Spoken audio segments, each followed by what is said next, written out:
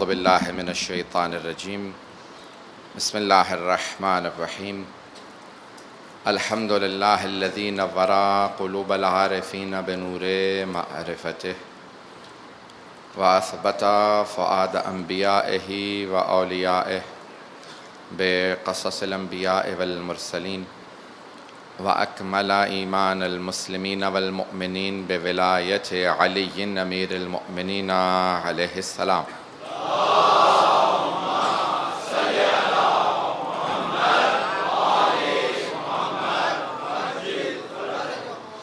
والصلاة والسلام والتحية والإكرام على أفضل الموجودات العبد المؤيد والرسول المسدد المصطفى الأمجد المحمود الأحمد أعني أبا القاسم محمد اللهم صل على محمد وآل محمد وعلى روحه ونفسه وساهره ووصيه سيد الأتقياء والأصفياء مولى الموالي إمام المتقين علي بن أبي طالب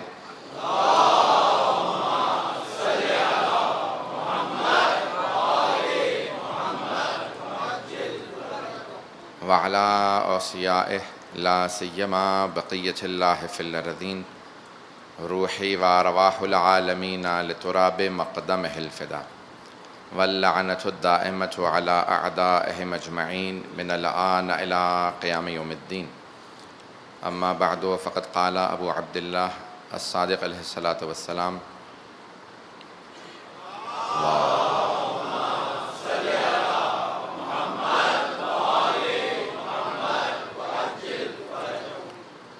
اعرف العقل وجندہ والجہل وجندہ تہتدوا. صلوات علی محمد وآل محمد.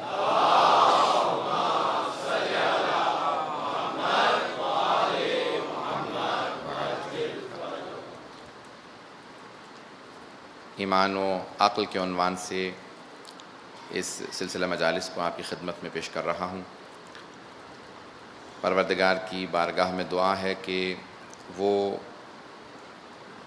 جو صحیح عقائد اس نے اپنے حبیب کے ذریعے اور ان کی آل پاک کے ذریعے ہم تک بھیجے ہیں انہیں کو آپ کے خدمت میں صحیح طرح سے پہنچانے کی وہ توفیق عنایت فرمائے اور ہم سب کو دین کو حقیقی معنی میں سمجھنے کی توفیق عنایت فرمائے اور سمجھنے کے بعد اس پہ عمل کرنے کی توفیق عنایت فرمائے. ہم جہاں جائیں آل محمد علیہ السلام کے لیے کبھی بھی شرمندگی کا باعث نہ بنے.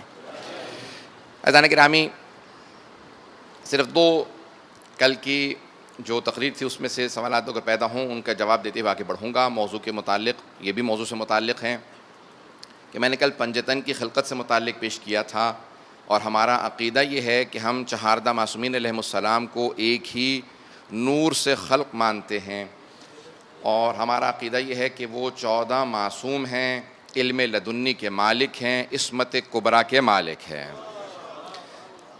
اللہ نے ان 14 کو ایک شجرے سے ایک نور سے خلق کیا ہے، لیکن جتنی احادیث پنجتن سے متعلق آئی ہیں اتنی باقی ائمہ سے متعلق نہیں آئیں ان کی خلقت سے متعلق. لیکن پنجتن کی خلقت کے فوراً بعد اللہ سبحانہ و تعالیٰ نے ان ہمارے ائمہ علیہ السلام کو خلق کیا اور یہ 14 انہی کے صدقے میں اللہ نے اس کائنات کو بنایا ہے. اگر آج میں اور آپ سانس لے رہے ہیں تو کوئی ایسے 14 ہیں جن کے صدقے میں اللہ نے ہمیں یہ زندگی عنایت فرمائے. آج جو کچھ ہے یہ اللہ کا کرم ہے. اب ہمیں ایمان توفیق ہے، یہ اللہ کی طرف سے. میں نے جملہ کل کہا تھا تو اس کو میں وضاحت اور کر دینا چاہتا ہوں کہ ایمان بھی توفیق پروردگار ہے. اللہ نے ہمیں توفیق نصیب کی ہے، جتنا وہ ہمیں ایمان عطا کرتا جائے گا ہمارا ایمان بڑھتا چلا جائے گا.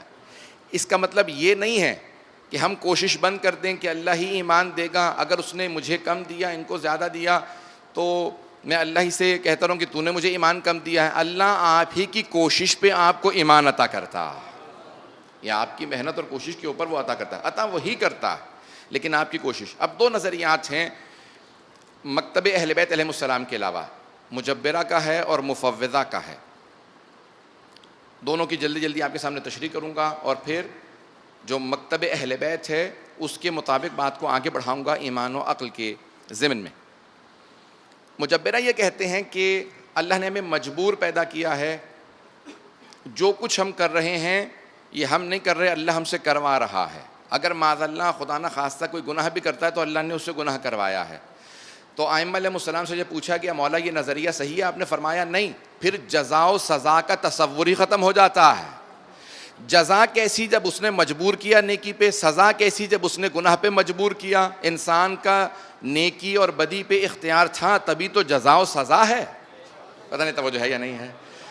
عزیزان گرامی، اب یہ بہت زیادہ تفصیل میں نہیں جا سکتا، لیکن آج کی مجلس اسی متعلق پیش کرنا چاہتا ہوں کہ جتنے بھی ہمارے افعال ہیں ہم خود اس کے ذمہ دار ہیں. نیکی بھی کوئی کرتا ہے تو وہ خود ذمہ دار ہے، برائی کرتا ہے تو خود ذمہ دار ہے. اسی کو سزا ملے گی، اسی کو جزا ملے گی جو نیکی کرے گا یا برائی کرے گا. اور دوسری طرف سے مفوضہ تفویض کے قائل ہیں، وہ کہتے ہیں کہ نہیں، مجبور نہیں ہے، بلکہ اللہ نے 100% اختیار ہمیں دے دیا ہے. وہ ایک ایسے کسان کی مانند ہے جو زمین میں بیج بو کے چلا گیا اور اب اس نے پلٹ کے دیکھا ہی نہیں کہ یہ بیج کیسے اگا، کیسے اس نے زمین سے پانی کھینچا، کاربن ڈائی آکسائڈ خری، یہ کس طرح سے سب کچھ ایک عمل بنتا رہا اور وہ بیج درخت میں تبدیل ہو گیا.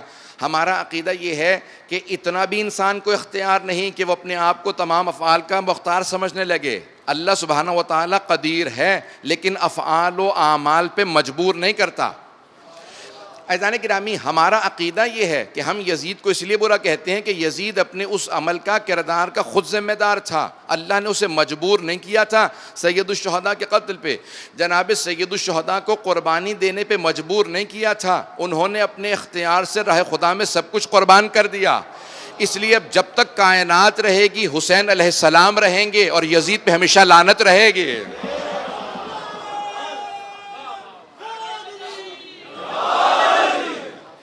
اب تو توجہ تو ہے میرے ساتھ ہارے برادر.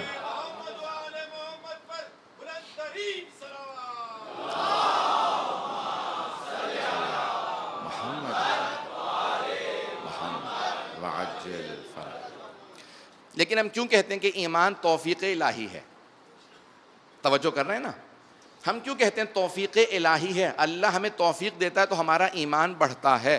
عزیزان گرامی، اس لیے کبھی بھی ذہن میں تکبر نہ آنے پائے میں جو کچھ مقام حاصل کر رہا ہوں میرا حاصل کردہ ہے. ارے اللہ توفیق نہ دیتا تو کوئی بھی انسان کو نیکی کی توفیق نصیب نہ ہوتی. اس لیے ہمیشہ کہتے رہو پروردگارہ تو عطا کرتا رہے، میں ایمان کی سیڑھیاں چڑھتا رہوں. پروردگارہ تو توفیق دیتا رہے، میں نیک اعمال کرتا رہوں. تو سکھاتا رہے، میں عمل کرتا رہوں. اسی لیے پانچویں امام فرماتے ہیں من عمل علی ما علم اتاہ اللہ علم ما لم یعلم. انسان جو کچھ جانتا ہے اگر اس پہ عمل کرتا رہے تو اللہ اسے ان تمام چیزوں کا علم دیتا جاتا ہے جن چیزوں کا علم اس کے پاس نہیں ہوتا. آپ اپنے علم پہ عمل کریں، اللہ آپ کو علم کی توفیق دیتا جائے گا. یہ علم کی توفیق اللہ کی طرف سے ہے، لیکن عمل کرنا میری اور آپ کی ذمہ داری ہے.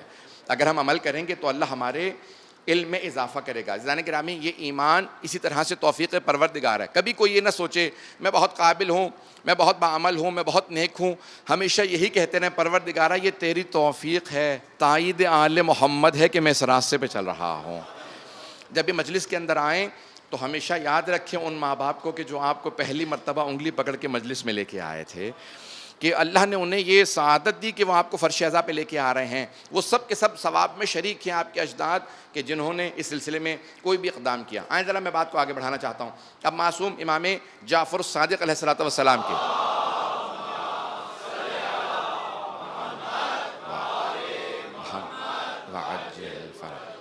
کہ حدیث کو میں نے عنوان قرار دیا ہے کہ جہاں سماع ابن مہران اور دوسرے بہت سے امام کے اصحاب تشریف فرما ہیں امام کی خدمت میں.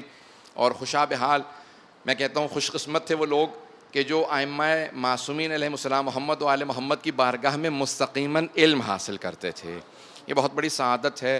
آج ہمارا صرف تصور ہمیں ایک مرتبہ لرزا دیتا ہے کہ ہم ان کی بارگاہ میں چلے جائیں.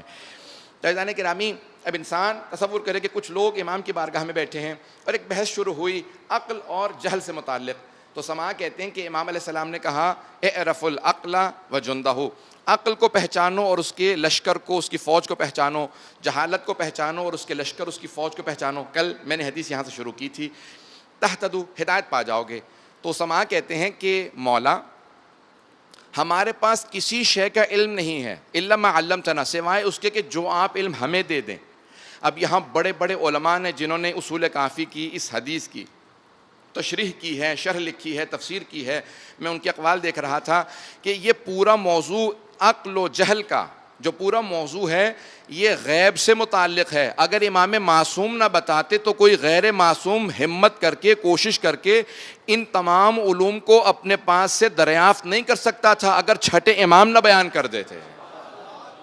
اگر وہ یہ بیان نہ کرتے ہمیں خود اپنی کوشش سے معلوم نہیں ہو سکتا تھا. تو اب علماء فقہا کا نظریہ یہ ہے کہ یہ غیب کا علم امام معصوم نے ہم تک پہنچایا کہ عقل اس کی فوج ہے اور جہل اس کی فوج ہے. اب یہ پوری میں آپ کے سامنے بحث پیش کرنا چاہتا ہوں. مولا فرماتے ہیں کہ اس کا وزیر جو میں نے جہاں تک بات کو روکا تھا، عقل کے وزیر کا نام خیر ہے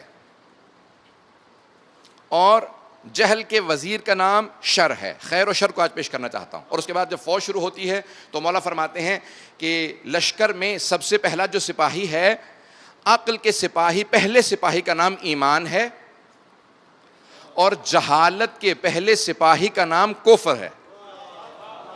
اور میرا موضوع بھی ایمان و عقل ہے جس کو آج میں پیش کرنا چاہ رہا ہوں اور زیادہ تشریح کے ساتھ. اب یہ غور کیجئے گا امام کے فرمان کے اوپر.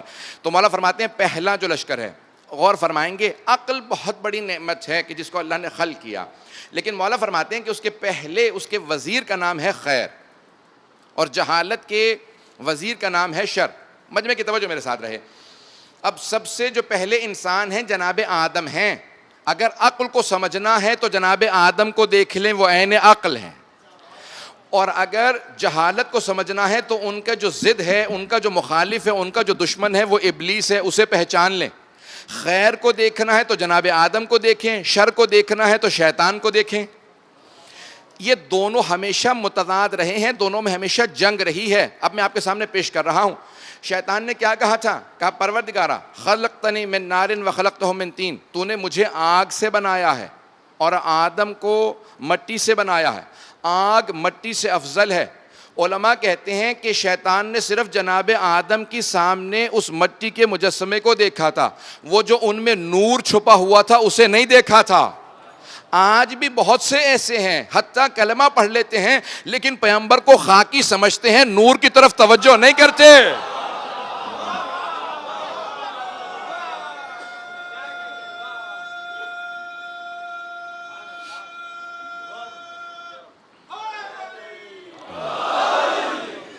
بڑی محبت سے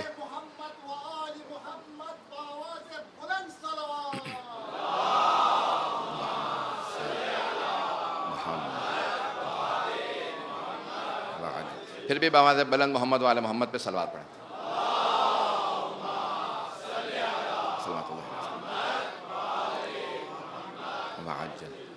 غور فرمایا عزیزان گرامی. اب شیطان صرف جناب آدم کے اس مجسمے کو دیکھ رہا تھا جو مٹی کا بنا ہوا تھا. کہہ رہا تھا کہ پروردگارا مجھ میں چمک ہے، میں آگ سے بنا ہوں اس لیے میں اس سے بہتر ہوں. جناب آدم خیر ہیں، اس نے اس نور کی طرف، خیر کی طرف توجہ ہی نہیں کی. حدیث بہت طولانی ہے، اشارہ کرتے ہوئے آگے بڑھ رہا ہوں. مولا فرماتے ہیں کہ اگر ابلیس تھوڑا سا غور کر لیتا تو اسے سمجھ میں آ جاتا آگ میں خیانت ہے، مٹی میں امانت ہے. بہت پیارے انداز سے سن رہے ہیں، میں صرف اشارے کر رہا ہوں اور آپ آگے بڑھ رہے ہیں. آگ میں خیانت ہے. مولا فرماتے ہیں اگر آگ میں بیج ڈال دو، گندم کے کسی بھی پودے کے بیج ڈالو، جل کے راکھ ہو جاتے ہیں. مٹی میں ڈالو، ایک ایک بیج 700 گنا بڑی فصل واپس کرتا.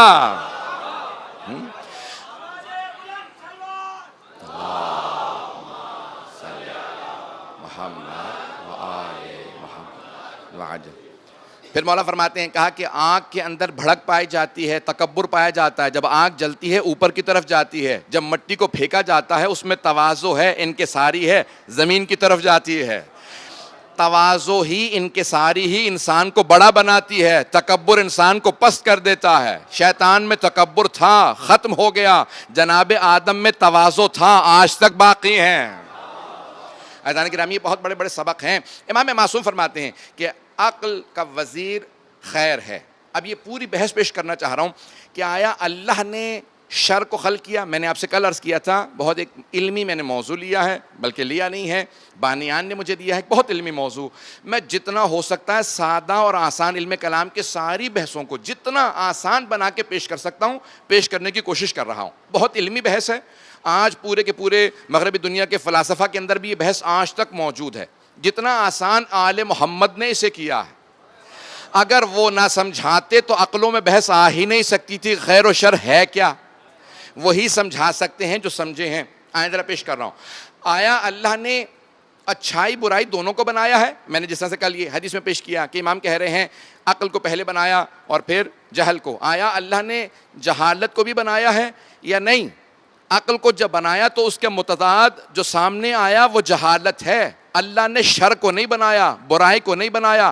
خیر کے نہ ہونے کا نام برائی ہے. کچھ لوگ پہنچے ہیں, مجھے اور وضاحت کرنی پڑے گی. میری عادت یہ ہے میں تب تک آگے نہیں بڑھتا جب سارا مجمع نہ پہنچ جائے. عزیزان گرامی, آیا شر خود سے وجود رکھتا ہے یا خیر کے نہ ہونے کا نام شر ہے؟ آیا نور اور ظلمت, روشنی اور تاریکی اللہ نے دونوں کو بنایا ہے یا نہیں؟ اللہ نے نور بنایا ہے. نور کے نہ ہونے کا نام تاریکی ہے. عزیزان گرامی, اگر آپ ایک زمین میں گڑھا کھودیں گے نا تو اس میں تاریکی نظر آئے گی. جیسے ہی آپ وہاں نور ڈال دیں تو تاریکی چلی جائے گی. اس کا مطلب یہ ہے تاریکی خود کچھ نہیں ہے, نور کے نہ ہونے کا نام تاریکی ہے. اگر بات پہنچ جائے تو نور کے نہ ہونے کا نام تاریکی ہے, خیر کے نہ ہونے کا نام شر ہے. اللہ نے شیطان کو بنایا تھا لیکن شیطان کو شیطان نہیں بنایا تھا, شیطان خود شیطان بنا. اگر بات پہنچ جائے, پروردگارہ مجھے اتنی توفیق دے میں سب تک بات پہنچا دوں. عزیزان گرامی, اللہ نے یزید کو خلق کیا ہے لیکن یزید کو یزید نہیں بنایا, وہ اپنے اختیار سے یزید بنا.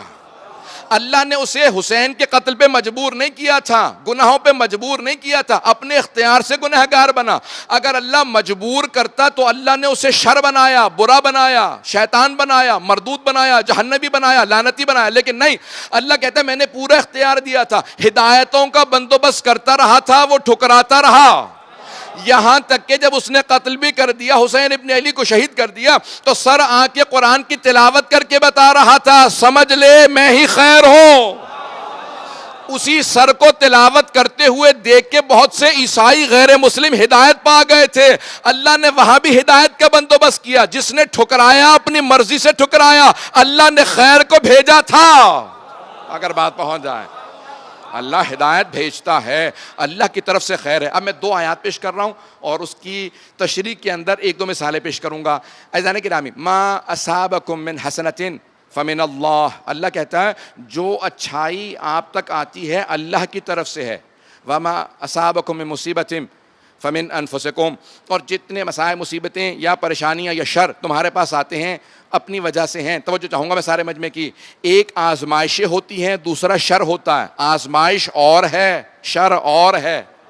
آزمائش اللہ کی طرف سے ہوتی ہے, شر اپنی وجہ سے ہوتا ہے. اسی لیے اللہ قرآن میں بار بار کہتا رہا انبیاء, اولیاء, اوصیاء, شہداء, صالحین, صدیقین, جتنے پاک و پاکیزہ ہستیاں ہیں یہ کبھی بھی شر میں مبتلا نہیں ہوتے. میں آزمائشیں بھیجتا ہوں اور یہ کامیاب ہونے کے بعد سر بے سجود ہو کے کہتے ہیں پروردگارہ جتنے ظلم کرنے والے ہیں یہ آ رہے ہیں لیکن ہم تیری آزمائشوں میں کامیاب ہیں. جب ایک مرتبہ عبید اللہ ابن زیاد ملعون نے جناب زینب سے کہا نا کہ اللہ نے مار دیا آپ کے بھائی کو, تو جناب زینب آپ کیا سمجھتی ہیں خدا سے متعلق, اب کیا عقیدہ ہے؟ تو جناب زینب نے پلٹ کے کہا وما رأیت الا جمیلا, میں نے سوائے خوبصورتی کے اللہ سے کچھ بھی نہیں دیکھا. کہا لیکن اللہ نے آپ کے بھائی کو مارا ہے. تو فوراً بی بی نے پلٹ کے کہا کہ خدا میرے بھائی کے قاتل پہ لعنت کرے. اب وہ ایک مرتبہ فوراً پلٹ کے کہنے لگا, کہا کہ آپ لعنت کیوں کر رہی ہیں, خاموش کیوں نہیں ہوتی؟ بی بی نے کہا بھائی کے قاتل پہ لعنت کر رہی ہوں, تجھے کیا تکلیف ہے؟ پتہ نہیں بات پہنچ رہی ہے. اگر بات پہنچ رہی ہو عزیزان گرامی, تو اب یہ باریکیاں ہیں, ان کو سمجھنا بہت ضروری ہے. اب میں اس کو پیش کرنا چاہ رہا ہوں کہ اللہ کی طرف سے خیر ہے, اللہ کی طرف سے اچھائی ہے. مثال کیا پیش کروں گا؟ ایک سادہ سی مثال ہے, بڑے بڑے علماء نے اپنی کتابوں میں لکھی ہے, مفسرین نے لکھی ہے. میری رفتار تھوڑی سی زیادہ رہتی ہے لیکن کوشش کروں گا آرام سے اس بات کو پیش کروں. شاید مثال آپ نے سن رکھی ہو شاید, لیکن توجہ کریں گے تو میرے دل کی میں آپ کو پیش کر رہا ہوں کہ یہ مثال سب سے روشن اور واضح مثال ہے خیر اور شر کے پورے فلسفے کو سمجھنے کے لیے, اس پوری حکمت کو سمجھنے کے لیے. اب اگر توجہ ہوگی تو میں پیش کروں گا.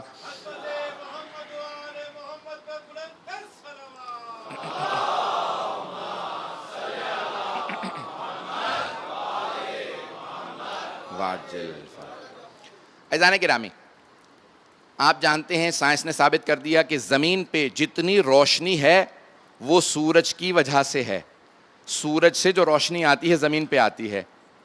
اس وقت رات ہے, زمین پہ تاریکی ہے, آپ نے خود چراغ جلا رکھے ہیں, یہ لائٹیں جلا رکھی ہیں, لیکن اگر یہ لائٹیں آپ اپنی بجھا دیں تو زمین پہ تاریکی ہے. یہ زمین ہے اور سورج سے جو روشنی آتی ہے وہ زمین کو روشن کرتی ہے.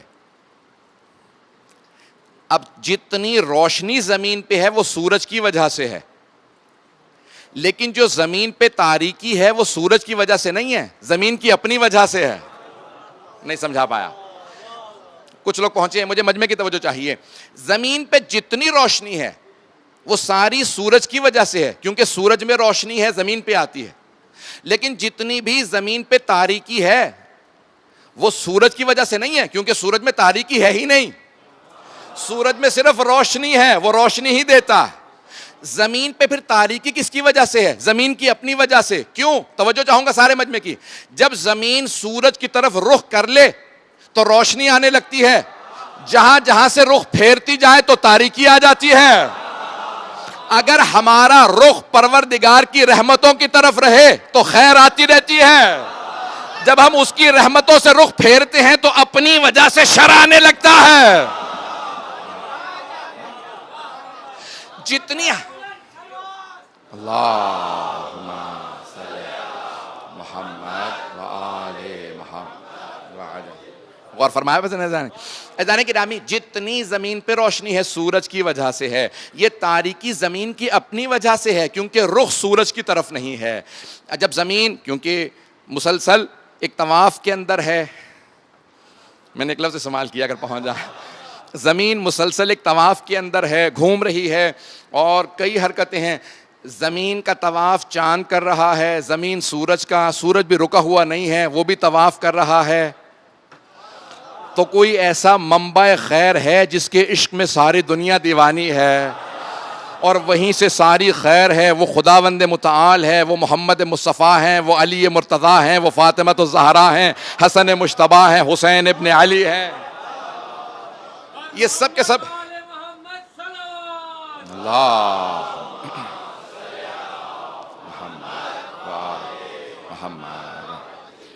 بہت پیارے انداز سے سن رہے ہیں عزیزان گرامی. آج زمین پہ جتنی روشنی ہے سورج کی وجہ سے, جب رخ پھیر لیتی ہے تو تاریکی آ جاتی ہے. جب ہمارا رخ, آپ نے اپنی زندگیوں میں غور کیا ہے؟ ذرا غور کیجئے گا.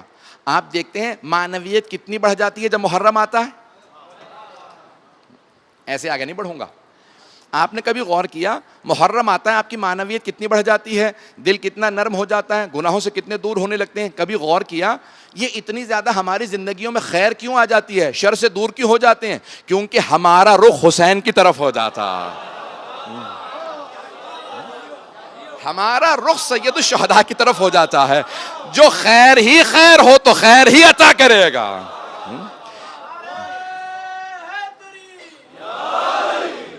غور فرمانے ہیں ناظرین گرامی, یہ جتنی ہماری زندگیوں میں خیر بڑھتی چلی جاتی ہے یہ کسی منبع خیر کا صدقہ ہے جو خیر ہی دیتے ہیں. تو اب زندگیوں میں جو شر ہے وہ ہماری اپنی وجہ سے ہے. ہماری کوتاہیاں ہوتی ہیں جس کی وجہ سے ہم محرم میں اگر محروم رہ جائیں, اپنی کوتاہیوں کی وجہ سے. آپ نے کبھی غور کیا کہ اگر ہم چاہیں تو کرسیاں بھی لگا سکتے ہیں. دنیا کے اندر شیعوں کے پاس پیسے کی کمی نہیں ہے. توجہ ہو, یہ مجالس کرسیوں پہ بھی ہو سکتی ہیں, لیکن ہم زمین پہ بیٹھ کے بتاتے ہیں وہ اتنا خیر ہے. ہم اپنے آپ کو اتنا پست سمجھتے ہیں کہ زمین پہ بیٹھ کے ہی مانگتے ہیں.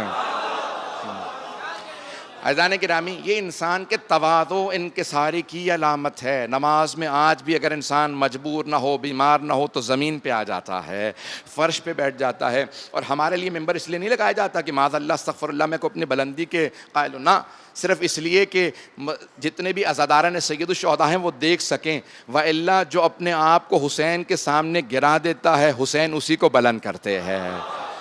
حسین منبع فیض ہیں، حسین خیر ہیں، اور جو دشمن حسین ہے وہ شر ہے۔ عزیزان گرامی، شیطان کو یہی سمجھ میں نہیں آیا تھا کہ جناب آدم اللہ کے فیض کا، اس کی خیر کا منبع ہیں، ان کے مقابلے میں آ گیا۔ توجہ سے سنیے گا، شیطان کو یہ سمجھ نہیں آیا تھا، جہل کو یہ سمجھ نہیں آیا تھا، ابو جہل کو یہ سمجھ نہیں آیا تھا، شر کو یہ سمجھ نہیں آیا تھا کہ یہ آدم ہیں، ان کے سامنے مقابلے میں کھڑا نہیں ہونا، انکار نہیں کرنا، انہیں رد نہیں کرنا، ان سے دشمنی نہیں کرنا، وَإِلَّا قیامت تک کے لیے لعنت برستی رہے گی۔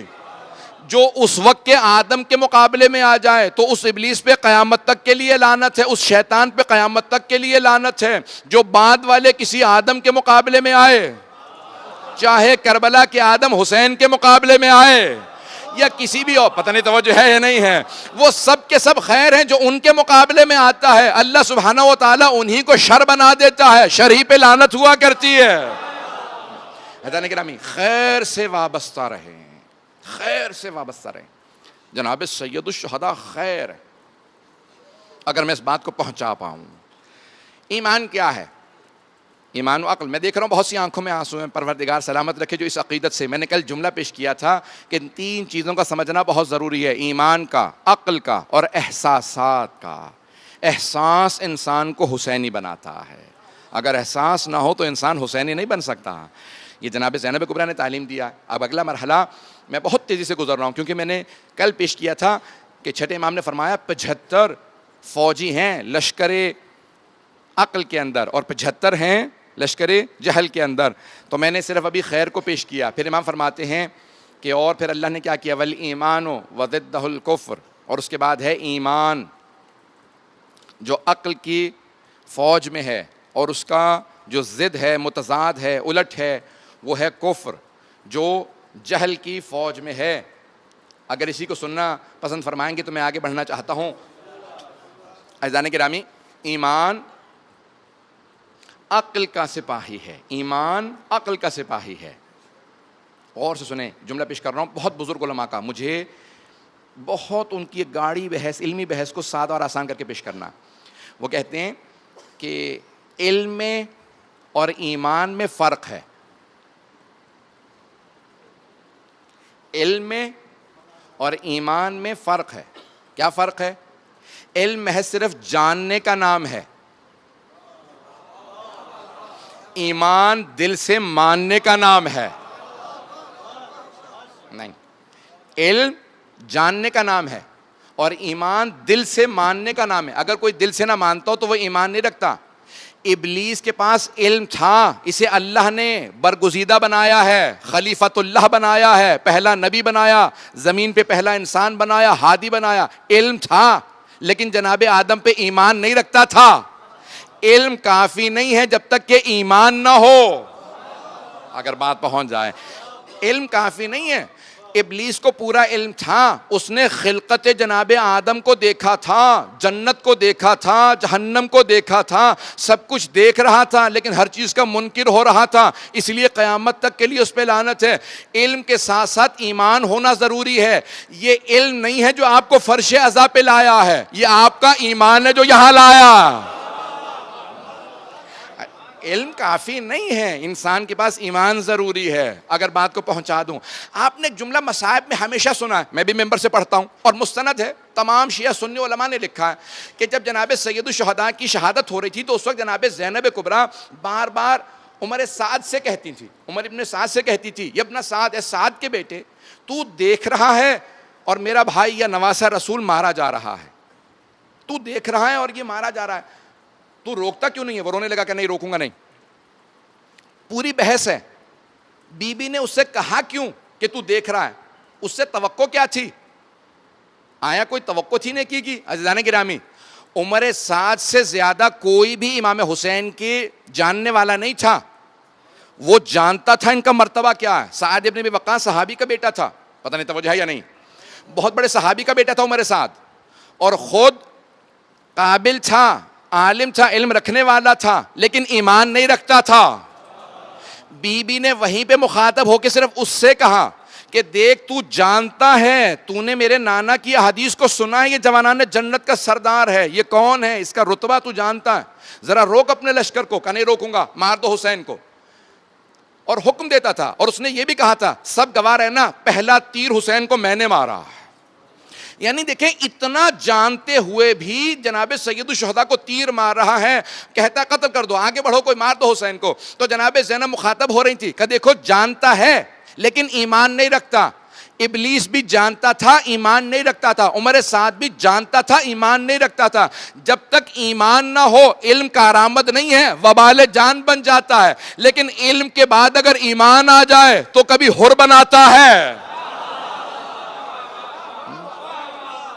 کسی کو زہیر قین بناتا ہے, کسی کو وہب قلبی بنا دیتا ہے.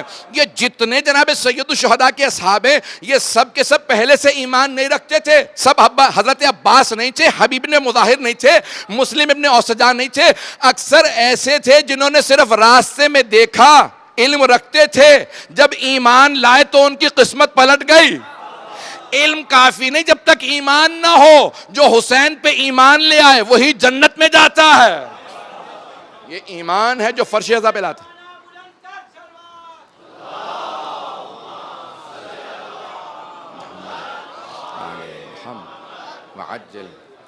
مجھے نہیں معلوم کس حد تک مجمع میرے ساتھ ہے. عزیزان گرامی, یہ ایمان ہے. عقل کے ساتھ ساتھ علم کے ساتھ ساتھ ایمان ضروری ہے. جب انسان کے پاس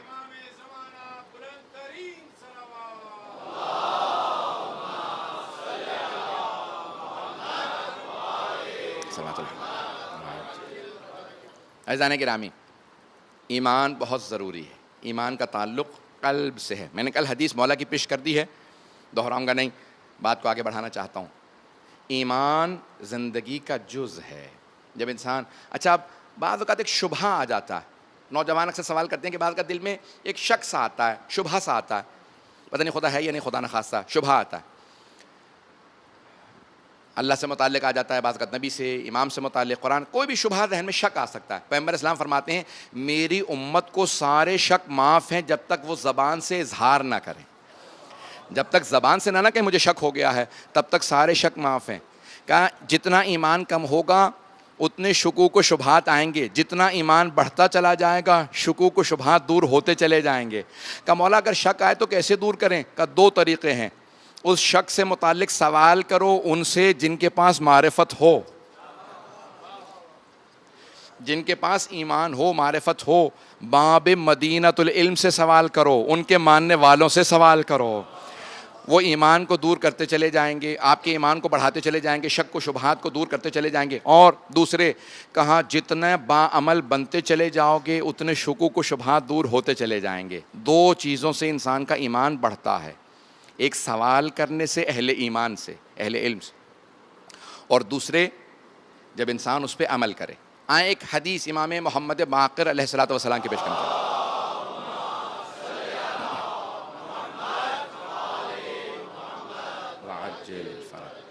اس حدیث کو بھی غور سے سنیں گے. مولا فرماتے ہیں کہ ہمارا وہ مومن, مومن یعنی ایمان رکھنے والا, امام کی امامت و ولایت پہ ایمان رکھنے والا مومن. قرآن میں جگہ جگہ آیا نا, یا ایھا الذین آمنو, اے ایمان والو. تو کسی نے چھٹے امام سے پوچھا کہ مولا یہ قرآن میں جب آیا ہے نا یا ایھا الذین آمنو, اے ایمان والو, اس سے مخاطب کون ہے؟ کہا جو ہماری ولایت کو مانتے ہیں وہی مخاطب ہے. کہ مولا جب آیات آئے تو کیا کریں؟ کہ فوراً کہو لبیک پروردگارہ, کیا حکم دیا ہے؟ ایمان والوں کو حکم دیا ہے, یعنی اللہ تم سے مخاطب ہے. جب مخاطب ہے تو فوراً کہیں پروردگارہ حکم کیا ہے. پانچویں امام فرماتے ہیں, جس کو میں حدیث کو پیش کرنا چاہ رہا ہوں اور اس کی تھوڑی سی تشریح کی مجھے ضرورت ہوگی. فرماتے ہیں ہمارا ماننے والا ایمان کے اگلے مرحلے میں تب تک داخل نہیں ہو سکتا جب تک کہ اپنے سے ایمان کے نچلے درجے والے کو اپنے مرحلے میں نہ لے آئے. کتنی پیاری حدیث ہے, پتہ نہیں توجہ ہے یا نہیں ہے. نہیں، میں سارے مجمع کی توجہ چاہوں گا، شاید دوبارہ اس کو پیش کر دوں. ایمان کے درجات ہیں، سن رکھا ہے نا آپ نے، ہر سال سنتے ہیں شاید، اب مجھے نہیں. ایمان کے بھی درجات ہیں، ہے نا حدیث پیغمبر اسلام، ایمان کے 10 درجات ہیں. 10 کے 10 درجے جناب سلمان کے پاس ہیں، 10 میں سے 9 درجے جناب ابوذر کے پاس ہیں، 8 درجے جناب مقداد کے پاس ہیں، 7 درجے جناب عمار کے پاس ہیں. اتنی محنت کرنے کے بعد ہم 1 درجہ حاصل کرتے ہیں. جناب سلمان کے پاس 10 کے 10 درجے تھے. اب سوچے کیا رتبہ ہے. حدیث تو ہے ذہنوں میں سب کے. تو ایمان کے درجات ہیں. مولا فرماتے ہیں انسان تب تک ایمان کے اگلے درجے میں جا نہیں سکتا جب تک کہ اپنے سے نچلے درجے والے کو مدد کر کے اپنے درجے میں نہ لے آئے. یعنی امام فرما یہ رہے ہیں کہ مومن خود غرض نہیں ہوتا. اگر کوئی مقام حاصل کر لے تو یہ نہیں چاہتا بس اس مقام پہ میں ہی رہوں، چاہتا ہے دوسرے سب بھی اس مقام میں آ جائیں. جو یہ نہ چاہتا ہو، جناب سید الشہداء یہ نہیں چاہتے تھے میں جوانان جنت کا سردار ہوں، جنت میں چلا جاؤں.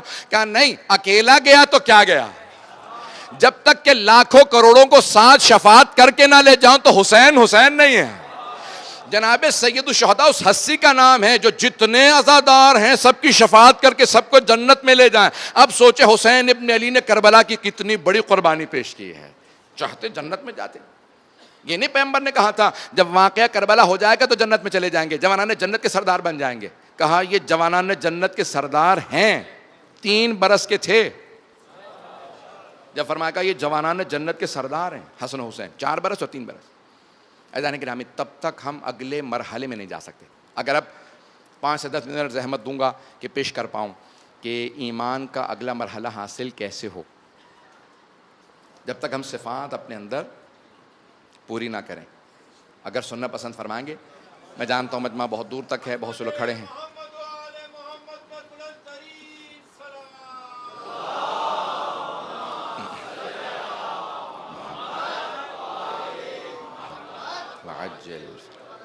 میں چند مثالیں پیش کرنا چاہتا ہوں ایسی ہستیوں کی کہ جنہوں نے ایمان کے وہ درجات پائے.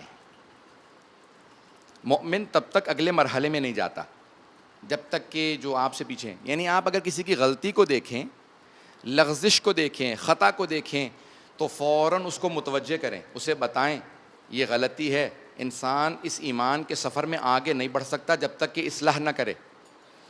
جب انسان دوسرے کی اصلاح کرے تو پھر اللہ اسے توفیق دیتا ہے کہ جب وہ دوسروں کی اصلاح کر رہا ہے تو وہ خود بخود اگلے مرحلے میں چلا جائے گا. لیکن اصلاح کیسے کریں، پیش کرنا چاہ رہا ہوں.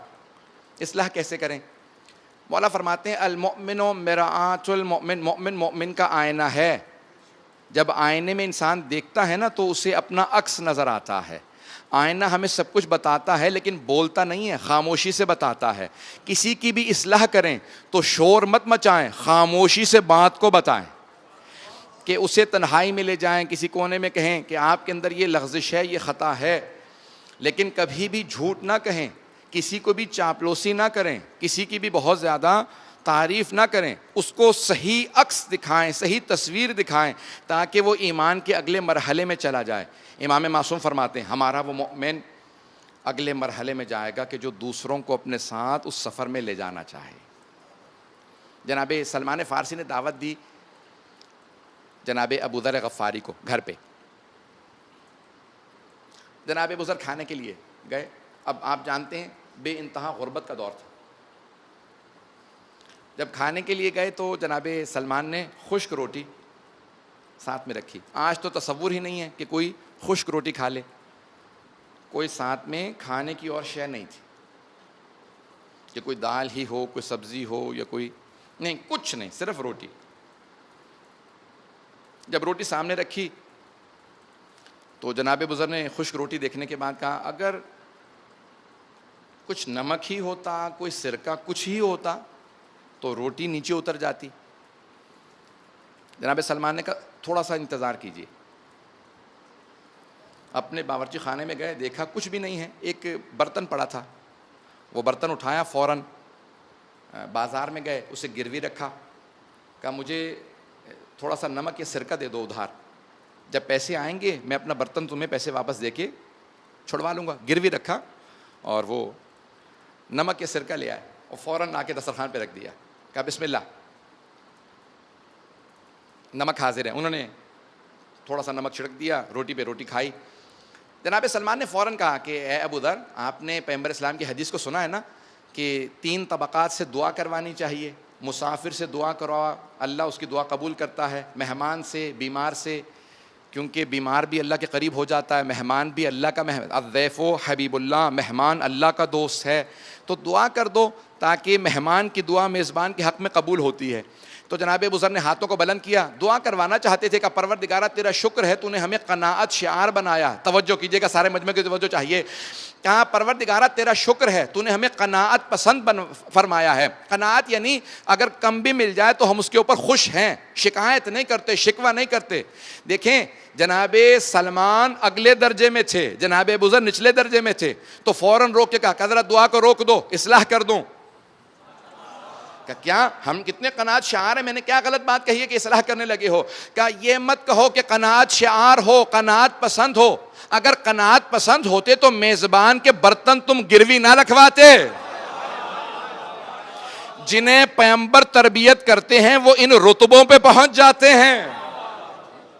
اگر قناعت ہوتی تو اپنے میزبان کا برتن گروی نہ رکھواتے. میں تمہارے لیے برتن گروی رکھنے کے بعد نمک لے کے آیا ہوں. تو جناب ابو ذر نے کہا ہاں سلمان, اب سمجھ میں آیا آپ کا رتبہ مجھ سے زیادہ کیوں ہے. عزیزان گرامی, اتنا زیادہ انسان اگر توجہ کرنے لگے تو کس مقام پہ پہنچتا ہے. اور مومن جو دوسروں کی محبت سے, بہت پیارے خندہ پیشانی سے ہمیشہ اصلاح کرنا. جناب امیر علیہ السلام بہت مسکرا کے اصلاح کرتے تھے. ہمیشہ ایمان کے درجات ہیں. میں ایک آخری واقعہ پیش کر رہا ہوں, اس کے بعد پھر رسم ہے پوری دنیا کے اندر کہ جب 2 محرم کی شب آتی ہے تو سید الشہداء کے مدینے سے سفر کو پیش کیا جاتا ہے. میں آخر میں پیش کروں گا مصائب, لیکن ایک واقعے کی طرف اور توجہ دلانا چاہوں گا. واقعہ شاید میں نے آپ کے سامنے یہاں پیش کیا ہو یا کسی مقام پہ, مجھے یاد نہیں ہے اب میں نے کہاں پڑھا, کس جگہ پہ پیش کیا. اکثر کتابوں میں موجود ہے. جب جناب پیغمبر اسلام نے جناب اصحاب کو بتایا تھا کہ اس کا کیا رتبہ, تو صفین کی جنگ میں جناب امیر علیہ السلام کے 2 بازو تھے اپنے اہل بیت کے بعد. جناب مالک کے اشتر دائیں بازو اور جناب عمار یاسر بائیں بازو. عاشق امیر المؤمنین تھے جناب مالک کے اشتر اور جناب عمار. سن رہے ہیں نا لوگ میرے ساتھ؟ عمار, حضرت عمار, ان کے والدین پہلے شہید, حضرت سمیہ, حضرت یاسر. عزیزان گرامی, اب ایک مرتبہ جناب عمار سے حضرت امیر علیہ السلام نے کہا کہ عمار آپ صفین میں شہید ہو جائیں گے.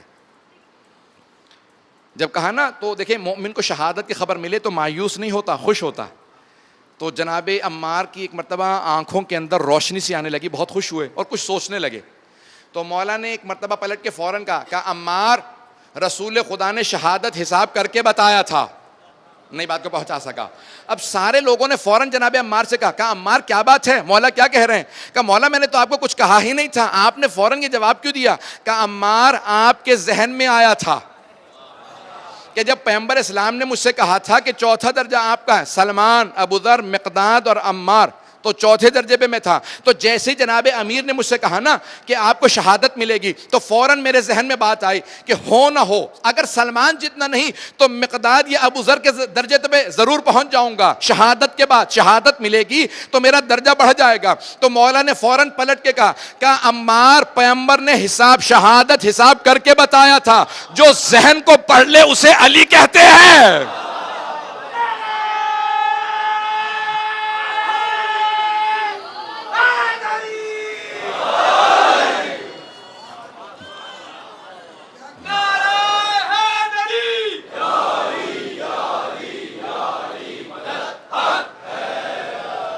غور فرمایا تھے جانے گرامی کہ جناب امیر علیہ السلام ہیں کہ جناب عمار کہتے ہیں کہ میں سوچ ہی رہا تھا, مولا نے فوراً اصلاح کی. جو انسان کو اس سفر پہ ایمان کے لے کے چلے اس کا ایمان کامل ہونا چاہیے.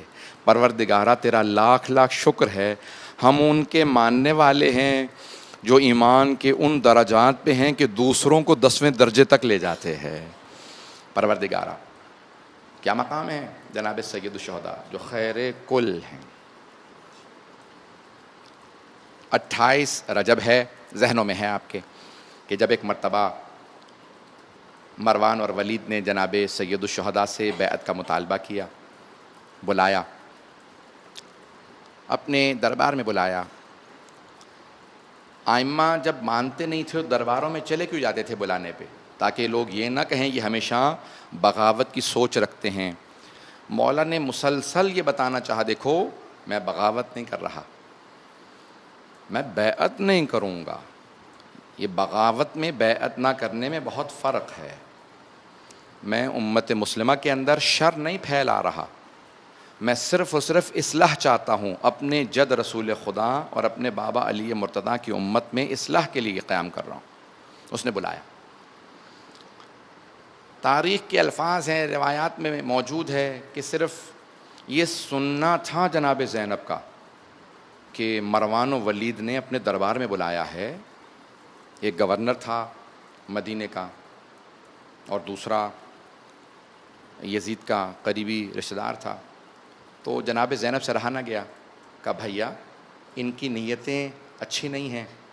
تو مولا نے کہا بہن پریشان ہونے کی ضرورت نہیں ہے، میں اپنے علم امامت سے آپ کو بتا رہا ہوں یہ دونوں میرے قاتل نہیں ہیں، میری شہادت مدینے میں نہیں ہوگی، میری شہادت کربلا میں ہے، اور قاتل شمر ہے، ولید و مروان مجھے نہیں مار سکتے۔ دیکھیں میں نے کہا نا کہ صرف ایمان کے ساتھ ساتھ عقل کافی نہیں ہے، احساس کا ہونا بہت ضروری ہے۔ اب جناب زینب اس ایمان کے درجے پہ، اس عقل و فہم و فراست پہ، لیکن احساس کتنا ہے کہ امام وقت کو بھائی کو تنہا جانے نہیں دے رہے، فوراً آواز دیتی ہیں عباس، علی اکبر، قاسم، عبداللہ، اون و محمد، جناب قاسم کے بھائی عبداللہ، جناب حسن مجتبیٰ کے بیٹے، اپنے بیٹوں کو اون و محمد کو سب کو بلایا، 18 جوانان بنی ہاشم کو جمع کیا، کہا کہ اے میرے شہزادو، میرے شیرو، مروان نے میرے بھائی کو دربار میں بلایا ہے، تنہا نہ جانے دینا، ساتھ جانا۔ دیکھیں یہ احساس ہے، ایمان کے ساتھ صرف عقل نہیں، احساس کا ہونا۔ بی بی کی اس محبت کا جناب سید الشہداء کے ساتھ کہا کہ میرے بھائی کے ساتھ جانا۔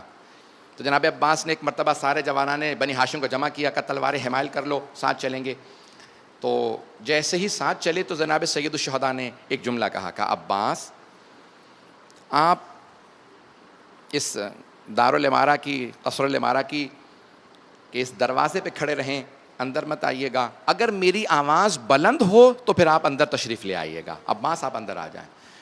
اب ایک مرتبہ اس نے بیعت کا مطالبہ کیا، کہا کہ آپ بیعت کر لیں۔ مولا نے کہا ایسا کون سا مسئلہ ہے، تم تنہائی میں دروازے بند کرنے کے بعد بیعت کیوں مانگ رہے ہو؟ اگر کوئی نیک کام ہے تو کل مسجد نبوی میں سب کے سامنے مجھ سے بیعت کا مطالبہ کرنا، میں سب کے سامنے جواب دوں گا میں بیعت نہیں کرنا چاہتا، یہاں تنہائی میں بیعت کیوں مانگتے ہو؟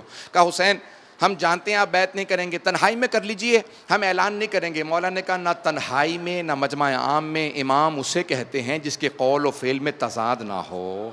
کہا میں بیعت نہیں کروں گا تو نہیں کروں گا، نہ مجمع میں نہ تنہائی میں بیعت نہیں کروں گا۔ تو ایک مرتبہ مروان کا بس ہاتھ سے اشارہ کرنا تھا کہ حسین کو یہیں پہ مار دو، تو جناب سید الشہداء کو جلال آیا اور ایک جملہ کہا انت تقتلنی ام ہوا، جب بلند آواز سے کہا نا کیا تو میرا قتل کرے گا یا یہ میرا قتل کرے گا، بس بلند آواز سے بولنا تھا۔ جناب عباس نے آواز سنی، دروازے پہ ہاتھ رکھا، کھولنا چاہا، دیکھا کہ دروازہ اندر سے قفل ہے۔ اب وہ شیر خدا کے شیر تھے، ایک مرتبہ اپنا بایاں بازو دروازے پہ مارا، دروازہ گرا دیا، اور 18 جوانان بنی ہاشم ہاتھوں میں تلواریں لے کے اندر آ گئے۔ ہاتھوں میں تلواریں تھی، تلواریں کھینچنے کے بعد ایک سوال کیا، کہا مولا اگر آپ حکم دیں تو ان میں سے کس کے سر کو قلم کروں؟ جناب سید الشہداء نے کہا عباس نانا کا شہر مدینہ ہے، میں نانا کے حرم پہ ان کے شہر میں خون ریزی نہیں چاہتا، تلواریں واپس رکھ لیجئے۔ میں ہاتھ جوڑ کے ایک سوال کروں، جناب سید الشہداء کی صرف آواز بلند ہوئی تھی، آواز صرف بلند ہوئی تھی، جناب عباس نے دروازہ گرا دیا۔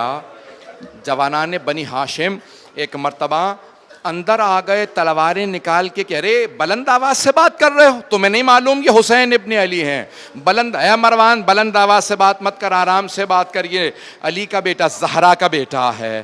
میں ایک مرتبہ کہوں گا اے عباس، اے علی اکبر، اے مولا، آپ سب کے سب ایک بات میں ہاتھ جوڑ کے کہوں گا ذرا عصر عاشور میں دیکھیں، جناب سید الشہداء جب خیمے سے باہر نکل رہے ہیں تو کبھی دائیں دیکھتے ہیں، نظر یمین و شمالا، کبھی دائیں دیکھتے ہیں کبھی بائیں دیکھتے ہیں، پھر بلند آواز سے کہتے ہیں او عباس، او علی اکبر، او قاسم، او حبیب، میں نے آپ سب کو گھوڑوں پہ سوار کرایا تھا، ذرا آ کے دیکھیں میں کتنا تنہا رہ گیا ہوں۔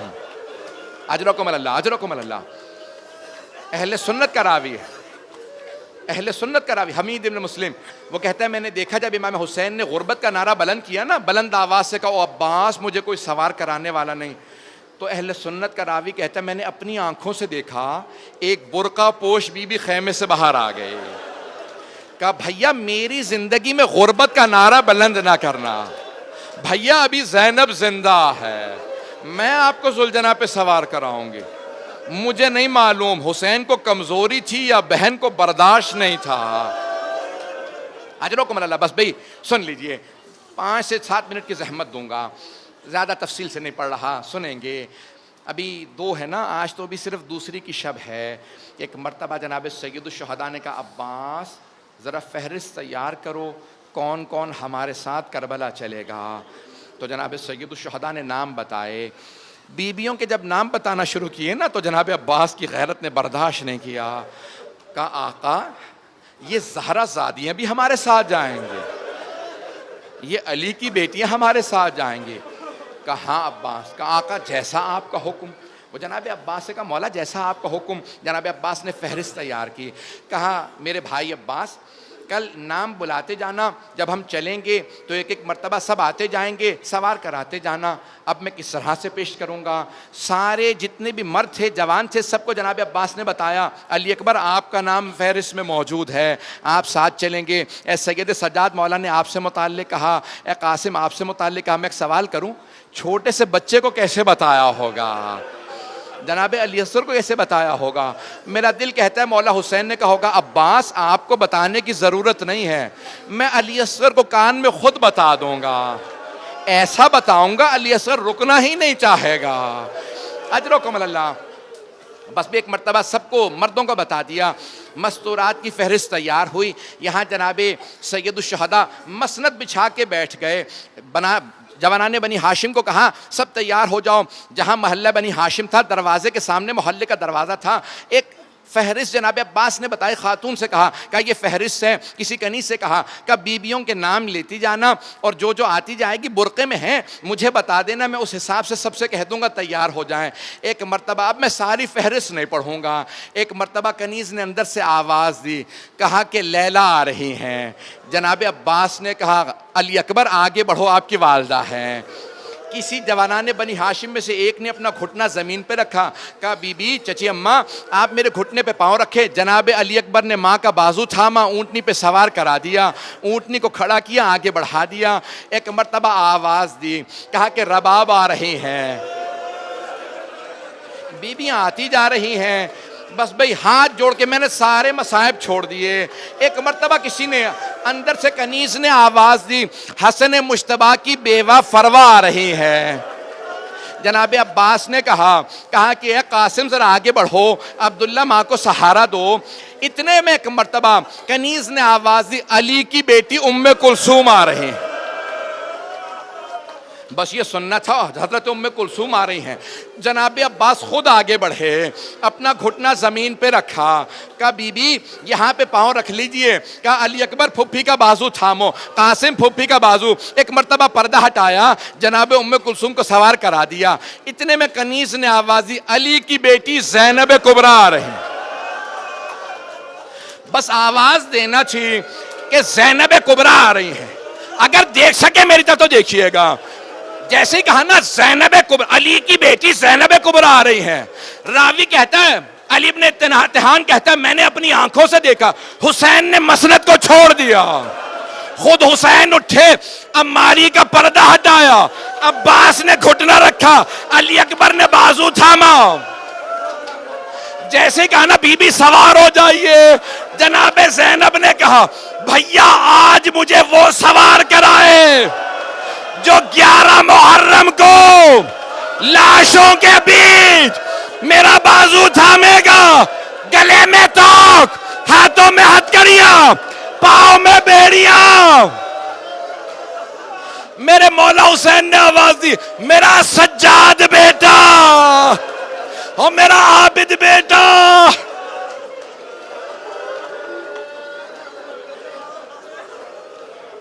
الا لعنۃ اللہ علی القوم الظالمین.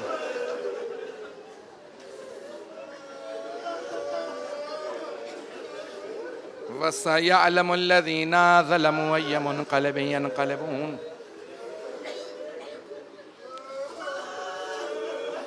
بس بھئی ہاتھوں کو بلند کریں گے، مختصر سے دعا کروا دوں. میں آپ سے ایک سوال کروں. میں نے تو صرف 5 منٹ مصائب پڑھے ہیں آج. آپ میں سے بہت سے ابھی تک بلند آواز سے رو رہے ہیں. میں ایک سوال کروں. آپ نے صرف مصائب سنے ہیں، جناب زینب نے دیکھے تھے مصائب. ہاتھ جوڑ کے مجھے معاف کر دیجیے گا. جب جا رہی تھی نا بی بی 11 محرم کو، لاشیں تپتی ریت پہ پڑے تھے. کسی طرف جناب علی اکبر کا لاشا تھا، کہیں کوئی لاشا پامال پڑا تھا. ہاتھوں کو بلند کریں، مختصر سے دعا کرواؤں. ایک دعا، صرف ایک سوال، صرف ایک سوال. مجھے معاف کر دیجیے گا. بہت سے لوگوں نے التماس سے دعا کی ہے، مریضوں کے لیے دعا کے لیے کہا ہے. میں ایک سوال کروں آپ سے. آپ نے آج تک کبھی دیکھا ہے کہ کوئی آدمی بیمار ہو اسے بستر سے گرا دیا جائے؟ شام غریبہ میں ایک بیمار کا بستر لوٹ لیا گیا تھا. بستر بھی لوٹ لیا گیا. پروردگارہ ہمارے مریضوں کو شفائے کاملہ عاجلہ عاجلہ سن. پروردگارہ جو بے اولاد ہے جناب زینب کی اجڑی گود کا واسطہ، ان سب کو اولاد عنایت فرما. مقروضوں کے قرضے ادا فرما. پروردگارہ مسافروں کو ان کے سفر سے خیر و عافیت سے واپس لوٹا. جو زندان میں ہیں تجھے واسطہ زندان میں ایک چھوٹی سی قبر کے بننے کا. کبھی زندانوں میں بھی قبریں بنائی جاتی ہے. پروردگارہ واسطہ اس ماں کا کہ جب رہائی ملی نا ساری بیویاں تیار ہو گئیں، لیکن روایت کہتی ہے ایک ایسی بیوی تھی جو زندان میں ایک چھوٹی سی قبر سے ایسے لپٹ کے رو رہی تھی جیسے ایک ماں بچے سے لپٹ کے روتی ہے. جیسے ایک ماں بچے سے لپٹ کے روتی ہے نا، جناب رباب قبر سے لپٹ کے رو رہی تھی. بار بار بس ایک جملہ کہتی تھی، سکینہ آپ کو سب سے زیادہ شوق تھا مدینے واپس جانے کا. بی بی اٹھو ہم مدینے واپس جا رہے ہیں. پروردگارہ تجھے واسطہ زندان کی ننھی سی قبر کا ہمارے تمام اسیروں کو رہائی کی خبر عنایت فرما. پروردگارہ پریشانیاں سب کی دور فرما. جتنے افراد نے التماس سے دعا کی سب کی دعائیں مستجاب فرما. ربنا تقبل منا انك انت السميع العليم بحق محمد وآلہ طیبین الطاہرین المعصومین. ماتم حسین.